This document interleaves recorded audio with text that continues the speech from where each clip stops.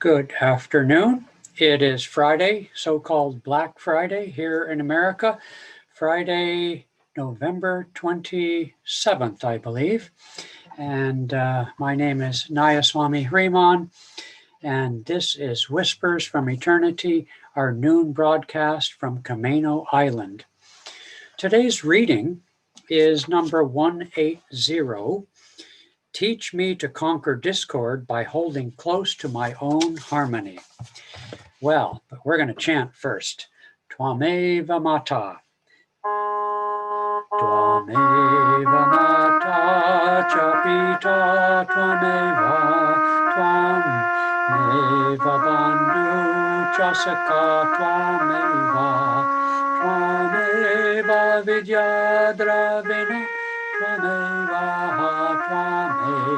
Bandhu Chasaka Twameva. Thou art my mother, my father, thou art my friend, like a brother, thou art my wisdom, my wealth, thou art my all, light of lights art thou.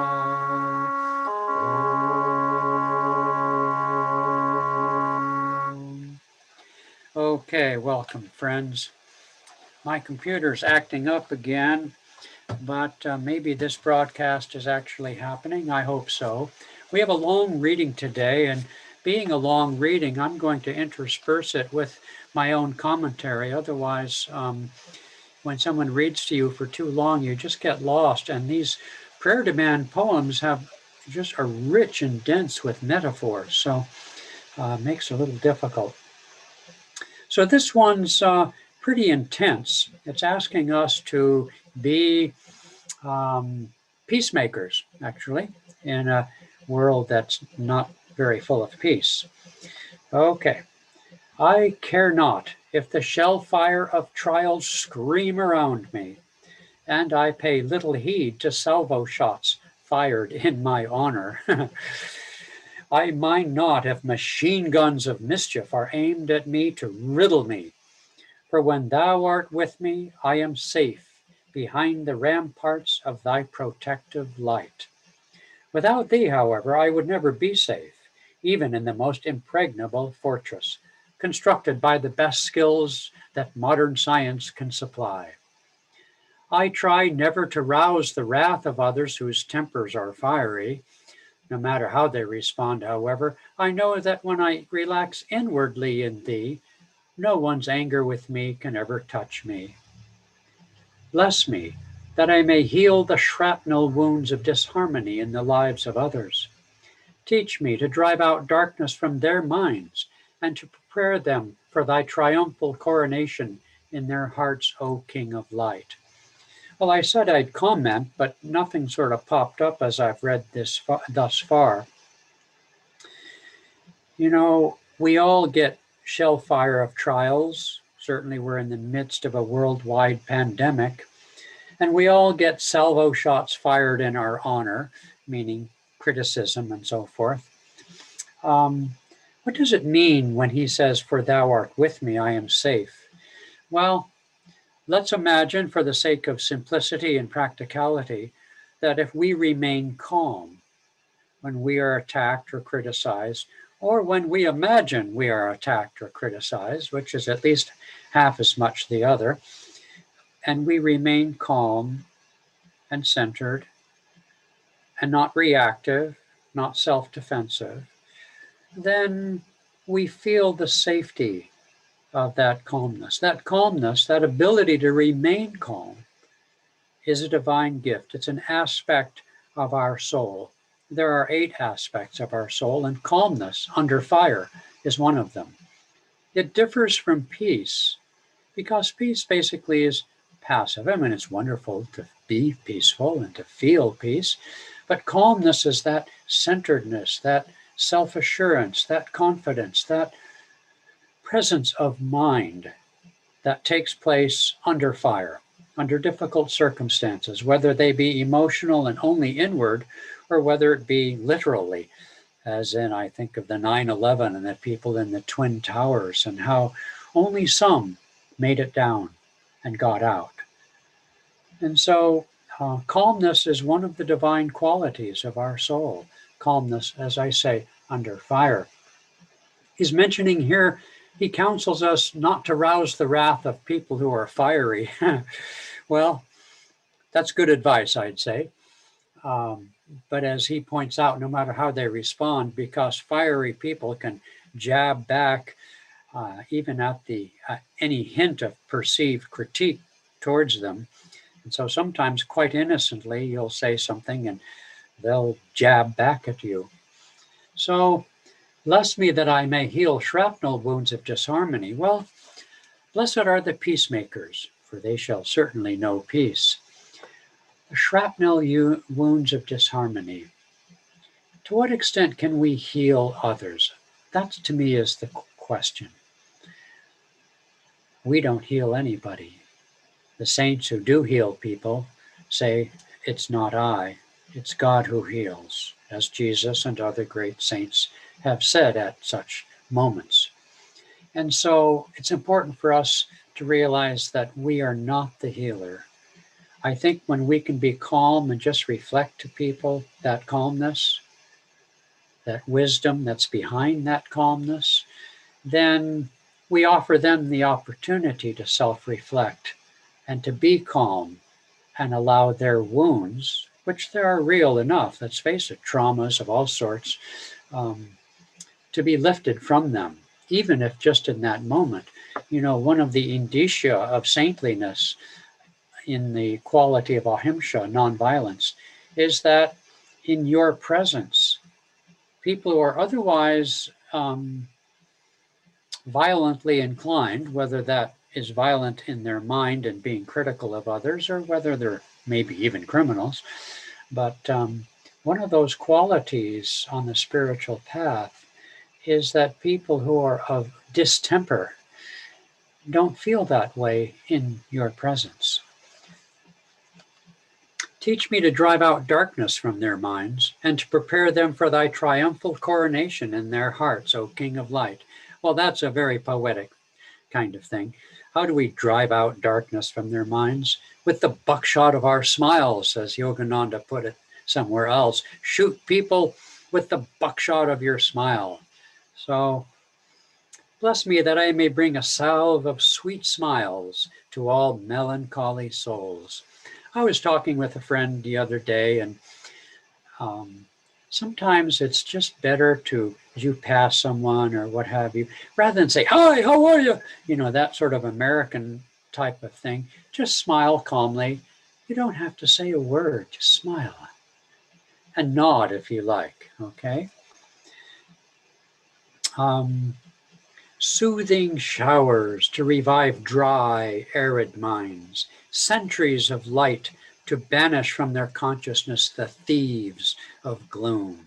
Nectar of peace to all sorrow-parched hearts, and the glow of kindness to dispel dark cruelty everywhere. You know, unless you know somebody, you may or may not know if they're suffering from thieves of gloom, or their hearts are sorrow-parched, or with dark cruelty. But in fact, really, the essence is the level of our consciousness. When we're preoccupied and we're with a group of people or in a grocery store or at work with coworkers, which nobody is anymore, but nonetheless, when our mind is preoccupied with our own affairs or worries and so forth, then we can't really be much help to others. Truly, the greatest blessing we can be is to be in God remembrance, to be bathed in one of those 8 aspects of which I've discussed. Calmness is one.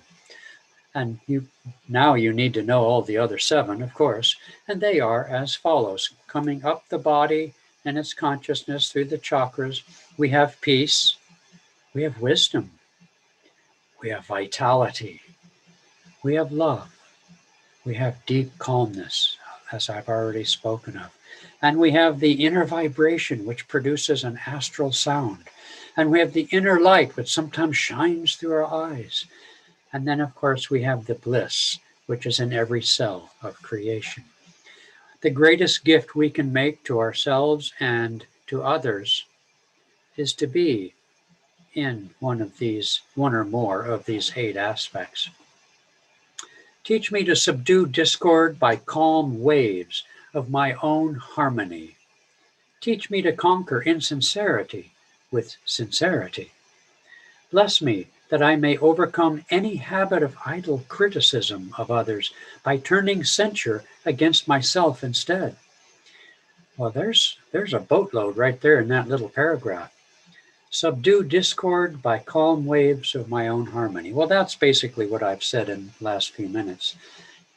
Conquer insincerity by sincerity. Sincerity is a wonderful way of expressing ourselves, even when we are perhaps critical of people, or maybe they feel it's critical. But our sincerity is like oil upon the waters. If what we have to say is difficult for others to hear, and hopefully we have the wisdom to say it at that time, but in any case, wisdom or not, if we do say it, sincerity can be very, very helpful. But it has to be sincere. It can't just be the oil of sarcasm posing as sincerity all too often.